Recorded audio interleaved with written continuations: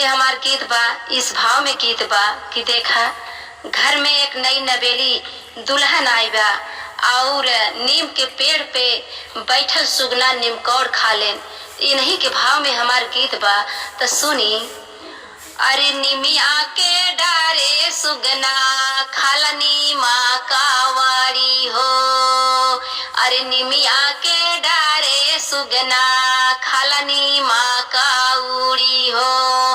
परिगा पीछावारी पे दागा जी।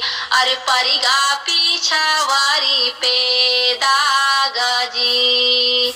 तो सुना ससुरु सगर आसे धोबिया बोलाया मोरे सासुरु हो। धोवतऊ पीछावारी के दागा जी।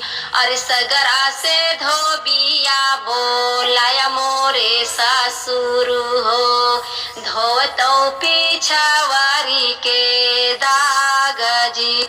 अरे निमिया के डारे सुगना खाला नीमा कावाड़ी हो। परिगा पीछावारी पे दागा जी। निमिया के डारे सुगना खाला नीमा कावाड़ी हो।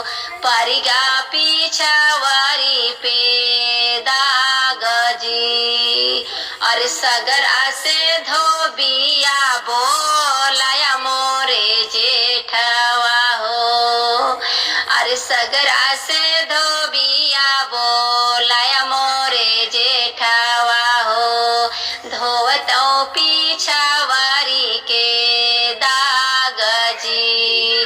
अरे धोवतऊ पीछावारी के दागा जी।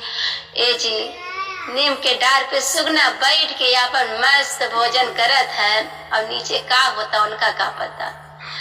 अरे निमियाई के डरिया ये सुगना खाया नीमा कावाड़ी हो। परिगा पीछावारी पे दागा जी। अरे सगर से धोबिया बोलाया मोरे देवारू हो। अरे सगर से धोबिया बोलाया मोरे देवारू हो। धोवतऊ पीछावारी के दागा जी।